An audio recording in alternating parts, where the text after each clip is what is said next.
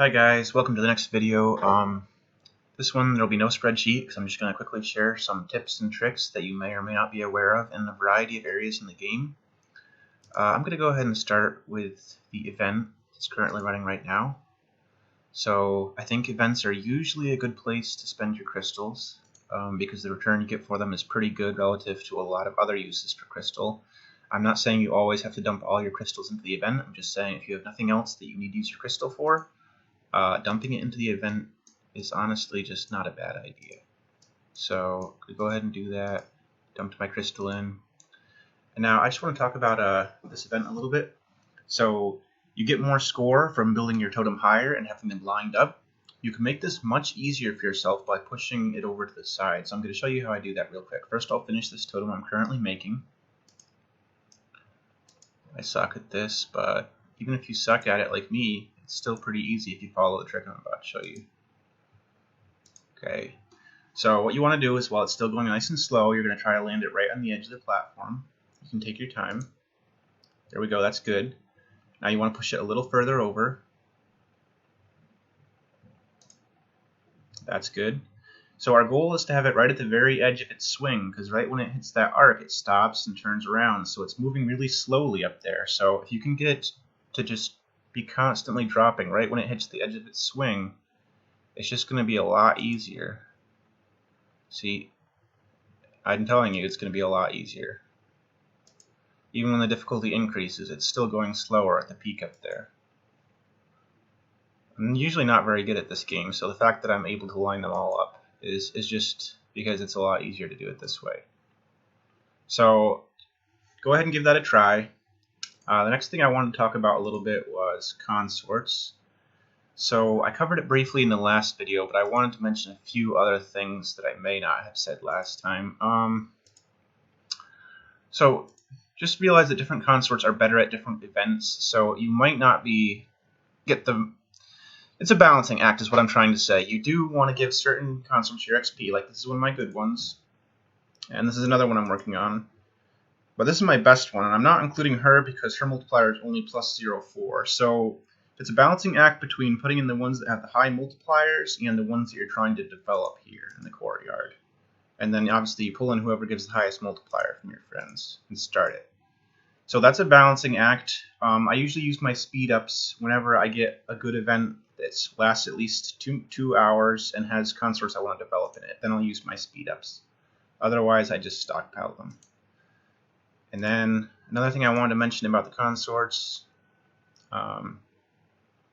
let's find someone who has multiple tiers of skills. So not all skills are created equal. Actually, she might not be the best example, but I'll go ahead and look at her skills. So I prefer consorts who have both the fire symbol and the book symbol in one skill, because those are the ones that amplify your meat and your silver, and like I said, we want to maximize them. So if they've got fire in the book in a single skill, I put extra points into that because that'll boost both meat and silver. But generally speaking, the two skills at the bottom here are going to cost more and they'll be much more effective. This one that has the 3 swirlies on it, that boosts all stats. So as long as its cost is no more than double these, because it gives double as much stuff, you want to put your points into it. So basically, these two are the same, they just kind of affect different stats. And this one is twice as good as those, but it costs more. And then this one is the best of all, but it costs the most. So you kind of want to spread your money out, having roughly about the same amount in these two. Unless one of them gives both meat and silver, then you can weight it more heavily because it's going to be better.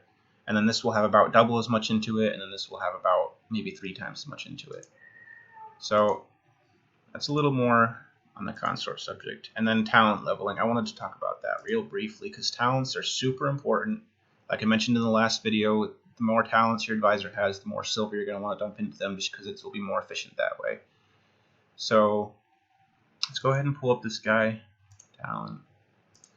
So for these green level talents, when you're using talent pendants on them, there's a 50% chance that it will work and it'll give you up to 2 talents.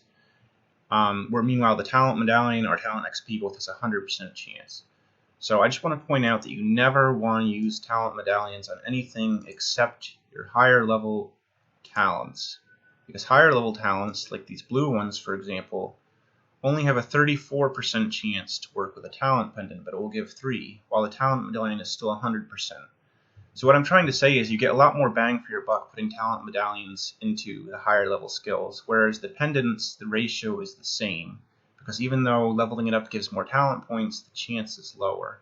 And it works out to being the same ratio, like 30% of 3 is still 1. The ratio is 1 for each of them. For the greens, it's 50% to get 2, and for the lowest level talent, it's 100% to get 1.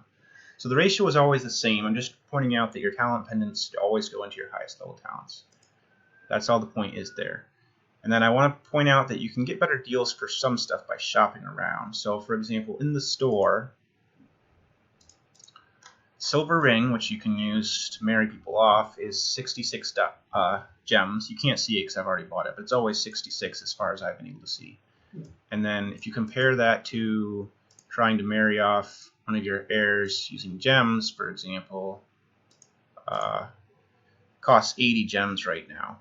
So if I just buy the ring in the store, it costs 66. If I marry them off, it costs 80. So I'm just pointing out, if you think about how you want to do things, you can save money sometimes. So just keep that in mind. And then while we're on the subject of shopping, here's the Feast token store. I kind of want to point out that every time you refresh the store, which I don't advise using crystals to refresh it, you get free refreshes.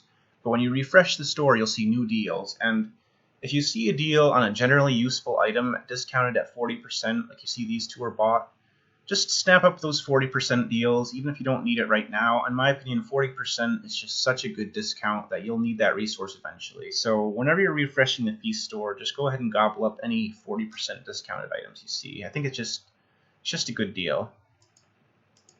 Another thing, I wanted to mention really quickly some time-saving tips. These might not be applicable for other people, but I've kind of noticed that when I press one of these buttons, there's like a little bit of a delay before the next thing pops up.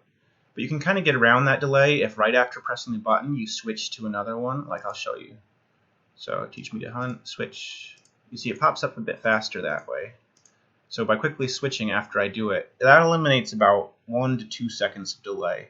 Which you're like, 1 to 2 seconds, that's nothing. But if you're repetitively doing this action all the time, saving 1 to 2 seconds on it, it's just going to add up after a while and just make it easier for you to go through your daily routine.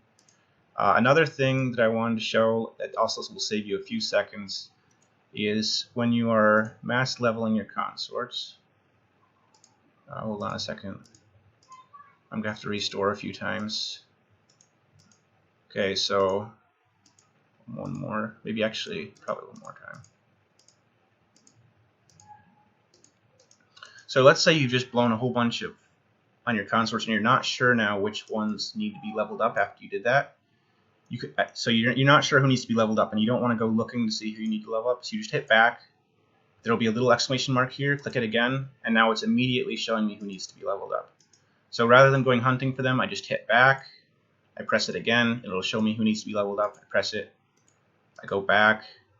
There's still somebody else.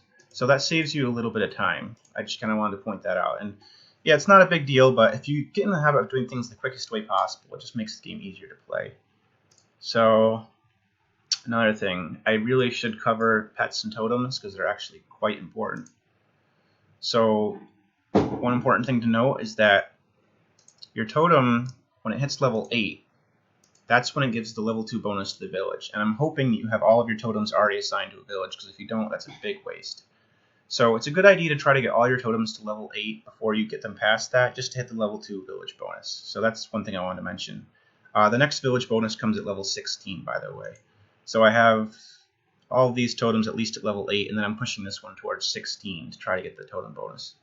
And then arranging your pets, you want to have in your pet formation, your most rare and powerful pet should generally be the alpha, although I'm not sure if that makes a huge difference, but just it's efficient. And then your second strongest one should be the beta. So that's generally how you want to do it. And for your pet food, make sure you're constantly feeding them the food they like. And then to get that stuff to feed them, it's the outskirts. So in the outskirts, you'll have different places you can explore, which you always want to use up your stamina exploring them. And then there's going to be the air challenges, which reset every day. So The higher level air challenges you want to put your higher level airs into because they'll have a higher chance of completing it successfully. The perfect completion gives you the extra resource, and these are the resources, these colored bands, they upgrade your totems. So it's really important to collect these as much as you can because it's really going to help you out. Upgrading your totems is great. That's pretty much all I had for this one. That was just a bunch of different tips and tricks that I think are important. I guess I'll mention another one real quick. If you're trying to climb in the arena and you've got challenges to use up, you can go to your history and just look for somebody weak who's attacked you and then revenge them. That'll give you more score more easily compared to fighting whoever you're matched up with. And yeah, I think that'll about do it. So I hope that was helpful, and see you next time.